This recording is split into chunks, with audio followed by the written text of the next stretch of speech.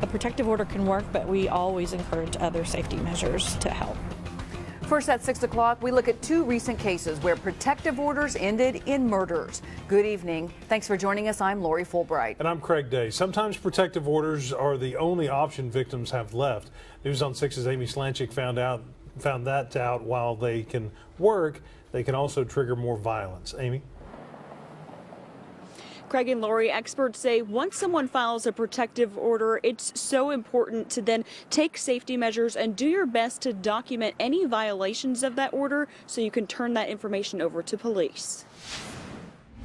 This is what a protective order looks like in Oklahoma. It's a 7-page document for people who say they've been harassed, stalked, raped, or hurt somehow. It is essentially an order ordering someone to stay away, but it doesn't mean that that person's going to obey that order. Domestic Violence Intervention Services CEO Tracy Lyle says protective orders can escalate tensions and even make the abusive person more angry and more violent. We know that the most dangerous time for women is within the first year of them leaving a violent situation. For a woman in Dewey, things turned violent the same day a protective order was served to her husband, Tyler Gage. OSBI agents say Gage was told to leave his home, and he did, but then came back with a gun and shot her ex-husband, Christopher Gilliam. Then Gage killed himself. And in the small town of Clearview, the Okfuskee County Sheriff says Tommy Gouge admitted to killing his wife, Stephanie, this weekend.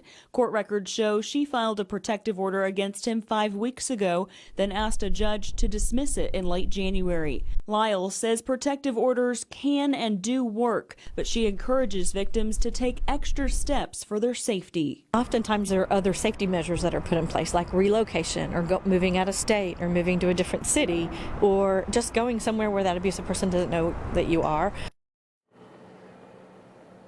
While these two recent cases ended tragically, experts say you should still consider filing a protective order if you are in danger. We also want to take this time to mention DVIS has a 24-hour crisis line for anyone in need. That number is 9187-HELP-ME.